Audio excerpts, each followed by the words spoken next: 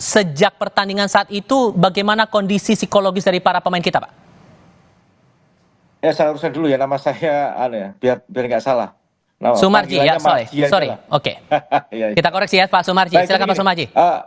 Iya gini, kondisi tim ketika kemarin selesai pertandingan, tentu kami semuanya kan merasa prihatin ya. Prihatin kenapa? Karena kami ini sudah mempersiapkan tim dengan sebaik-baiknya, tetapi ketika tim kita bermain melawan tuan rumah, ya boleh dikatakan eh, apa yang dilakukan oleh wasit itu menurut kami itu sangat berlebihan dan sangat merugikan kita dan sangat menguntungkan tim tuan rumah, dalam hal ini Qatar. Tentu ini kan membuat tim selesai pertandingan itu benar-benar kalau dikatakan lemes ya lemes gitu. Tetapi semua itu tentu kita jadikan evaluasi apakah dengan adanya kejadian itu kita harus bisa berbenah lebih baik lagi, dan itu tentu dengan adanya kejadian ini kan kita berupaya sebisa mungkin untuk bisa memberikan pemahaman kepada para pemain khususnya, karena dengan kita bisa memberikan pemahaman kepada para pemain, tentu di pertandingan yang sangat besar seperti ini memang segala kemungkinan itu bisa terjadi, terutama berkaitan dengan bagaimana tuan rumah itu diuntungkan oleh yang namanya wasit. Nah, semalam tentu kita bisa melihat bagaimana perannya wasit. Mungkin wasit itu sebagai pemain ke-12, artinya pemain yang memenangkan gitu. Nah, tapi itulah faktanya, itulah fakta yang terjadi, dan dengan adanya kejadian itu, maka kami tidak boleh terus merenungi itu. Dan semalam Ketua Umum sudah juga memberikan motivasi kepada kita semuanya. Sampai dengan pagi tadi, pada saat makan pagi, saya juga berikan motivasi kepada para pemain. Ini tadi latihan di lapangan juga kita berikan motivasi kepada pemain agar supaya hal kejadian kemarin itu jangan diingat-ingat terus. Kita lupakan dan kita tatap pertandingan 2 game berikutnya lawan Australia dan lawan Jordan. Hal yang aneh itu menurut teman-teman itu sebatas pada kartu merah yang dilayangkan ke Ivar Jenner, atau ada hal lain juga yang dirasa ini patut untuk diprotes begitu? Iya, jadi kan kelihatan sekali itu. Yang pertama, bagaimana perlakuan wasit terhadap para pemain timnas Garuda kan. Dari kartu kuning pertama ke Ivar itu ya boleh dikatakan itu sesuatu yang mestinya orang awam yang nggak ngerti bola aja bisa melihat bahwa itu harusnya tidak harus di kartu gitu. Yang pertama itu pun kami kan juga sudah ingatkan ketika di ruang ganti itu sudah diingatkan betul, karena memang keberpihakan wasit itu sudah kelihatan gitu, kelihatan sekali. Terus yang kedua, kalau kita melihat bagaimana wasit ini memimpin pertandingan benar-benar ya tidak fair begitu. Bagaimana contoh misalkan Witan di tackling dari belakang kayak begitu, ya tadinya sudah ngambil kartu merah. Saya pikir kartu merah itu kita sudah senang, wah ini bagus nih kalau kartu merah. Ternyata enggak dimasukin lagi tuh. Kayaknya ada komunikasi tuh mungkin kalau kita amati itu. Bagaimana mungkin begitu si Nasrullah itu mengeluarkan kartu merah, mungkin yang dari wasit VAR-nya ngasih tahu, oh jangan, mungkin begitu ya. Itu kan kelihatan juga ada komunikasi kan.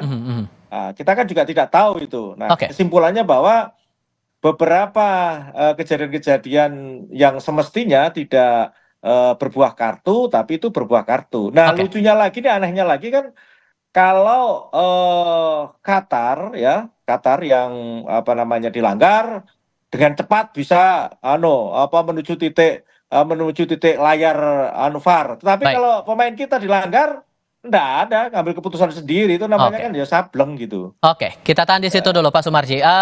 Coach Justin, Anda melihat ini bagaimana kemudian, ditambah lagi kan dari PSSI juga akan melayangkan surat protes begitu atas hal semacam ini. Apa yang kira-kira bisa dilakukan PSSI terkait dengan hal ini? Ya nggak banyak, salah satu ya protes, is a must, itu harus protes. Tapi saya nggak yakin akan membuahkan hasil. But that's okay. Saya rasa ini tanggung jawab dari PSSI untuk protes, karena saya sangat setuju dengan apa yang Pak Sumarji tadi katakan. It's a big joke. Kalau soal Qatar jadi tuan rumah, saya udah tahu. Orang bertanya-tanya waktu Piala Asia, saya bilang kita bisa lolos grup. Tapi kali ini saya agak ragu-ragu, murni karena tidak ada Elkan Bagot dan Hubner kemungkinan besar nggak main. Tidak meremehkan kualitas pemain Liga 1 kita, karena kemarin mereka perjuangannya luar biasa. Tapi memang secara skill masih di bawah. Nah, karena Sintayong percaya diri dengan masuk 4 besar, oke, saya percaya Sintayong, kita dukung.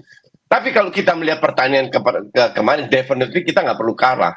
Kita dicuri dengan cara yang sangat vulgar, sangat kasar. Kalau soal VAR, tadi Pak Sumarji katakan, memang di aturan FIFA, kartu kuning itu tidak boleh, tidak dilihat oleh VAR. Kan ini 2 kali kuning yang didapatkan Yenner. Untuk saya itu tidak begitu masalah. Tapi yang jadi masalah, kenapa semua sedikit sentuhan yang kita lakukan dilanggar. Dikit-dikit kuning. Dan jelas-jelas Yenner melompat. Artinya ada indikasi bahwa dia ingin menghindari benturan. Bahwa ada slightly kena. Kan gila kalau dikasih kartu. Saya melihat gambar penalti berulang-ulang kali. Saya lihat salahnya apa, karena saya kemarin kerja, saya siaran, memang ada gerakan yang mengena mukanya pemain si Qatar ini. Tapi setelah saya lihat berulang-ulang kali, jadi Rizky Ridho itu benar-benar mengantisipasi bola. Di belakang ada pemain Qatar, dia jatuh. Namanya orang normal, kalau jatuh tangannya pasti ke arah bawah. Beda kalau tangannya ke arah muka, sikut, baru kena merah, itu saya paham. Rizky Ridho jelas-jelas ke bawah untuk menghindari benturan dengan bodinya. Kebetulan ada muka pemain Qatar di situ. Bisa diberikan penalti, itu bom besar. Di Twitter beredar aturan FIFA di mana jika tangan mengena muka itu adalah pelanggaran. Itu satu, aturan baku. Tapi wasit harus ada feel-nya dengan pertandingan. Harus lihat sikon. Dalam kasus ini, wasit sudah melihat VAR. Harusnya wasit tahu bahwa Rizky Ridho benar-benar mengantisipasi bola. Tidak ada niat sama sekali. Kebetulan orangnya lagi di belakang Rizky Ridho. Bahkan dia nggak tahu apakah dia di bawah atau posisinya di atas. Jadi untuk saya terlalu kejam memberikan penalti. Itu satu. Kalau soal merahnya Sananta, saya bilang itu straight red card. Itu layak, wajar, no protes. Cuman dengan berikan penalti, ini sudah ada perubahan. Dalam arti pemain sudah dipengaruhi secara psikis, seolah-olah mereka dicurangin. Terjadi di awal babak kedua, kartu kuning pula. Sehingga kita harus bermain dengan 10 orang. Berapa kali pemain Qatar melakukan diving, drama, main sinetron, lama guling-guling, tidak ada teguran sama sekali. Harusnya wasit memanggil kapten mengatakan, kalau ini terjadi lagi, saya akan keluarkan kartu. Tidak dilakukan. Jadi, saya setuju dengan Pak Sumarji dan seluruh rakyat Indonesia juga bisa melihat bahwa ini jelas-jelas ada permainan. Fix. Jelas-jelas ada permainan, berarti sebetulnya secara performa timnas kita sebetulnya juga cukup baik menurut Anda? Enggak. Kalau kita bicara baik, tergantung parameternya. Kalau saya bandingkan parameter Piala Asia masih di bawah. Oke, terutama dari si teknik dasar. 20-30 menit pertama kita masih tegang. Tapi justru setelah kita bermain dengan 10 orang, kita menunjukkan fighting spirit yang luar biasa. Berani pegang bola, berani menyerang. Bahkan dengan 9 orang, itu masih ada sisa 5-6 menit kalau nggak salah, kita masih bisa menyerang. Justru ini tim kayak apa Qatar seperti ini? Berapa peluang yang didapatkan oleh Qatar? Nyaris tidak ada pada saat 11 lawan. Lawan 10 orang nggak ada. Lawan 9 orang baru mereka mendapatkan satu counter. Jadi kalau tim ini bisa lolos bahkan bisa jadi juara, saya pertanyakan. Tapi permainan Qatar ini nggak heran. Dari Piala Dunia, Piala Asia sudah semua berbau nggak sedap lah. Oke. Pak Sumarji, singkat saja. Tinggal 2 pertandingan lagi menghadapi Australia dengan Jordania. Apa yang kira-kira bakal diperbaiki untuk kemudian? Ya yang pasti dengan kondisi ini kan yang harus kita perbaiki adalah bagaimana mental anak-anak untuk dikembalikan lagi gitu.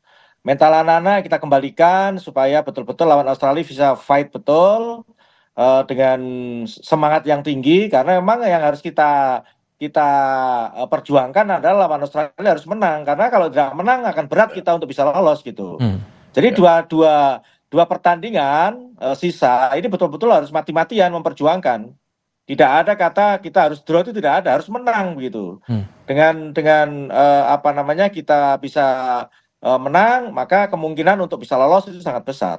Seperti itu. Siapa pemain yang bakal menggantikan posisi Ivar Jenner nantinya, Pak Sumarji?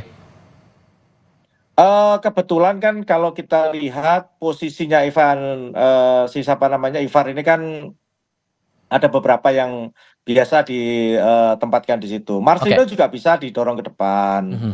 Jadi saya kira kalau komposisi pemain itu tidak perlu diragukan lah, dengan tidak bisa mainnya si Ivar. Oke, doa terbaik.